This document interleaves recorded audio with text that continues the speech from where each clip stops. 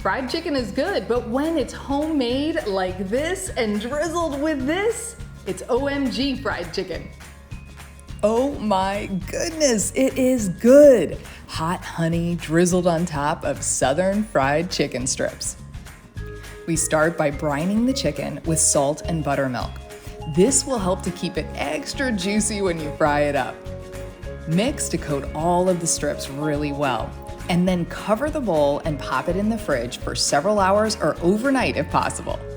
Then you're going to combine the corn flour, gluten-free or regular flour, cornstarch, and the seasonings: salt, pepper, celery salt, garlic powder, Italian seasoning, smoked paprika, mustard powder, cayenne pepper.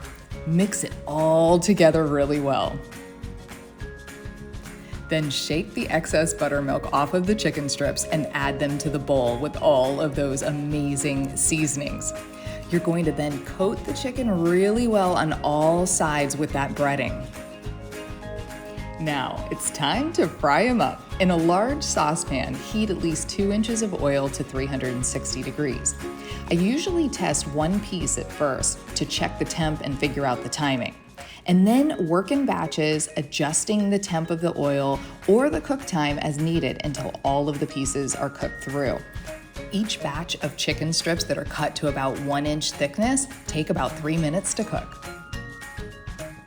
Once you've allowed the hot oil to drain off the fried chicken onto paper towels, then you're ready to plate them up with your favorite dill pickle chips, drizzle them with chili spiced hot honey, and be prepared to say, "Oh my goodness, those are some amazing Southern fried chicken strips." And feel free to mix up the dipping sauces. Use whatever's your favorite: ketchup, ranch, barbecue sauce, honey mustard. Sky's the limit.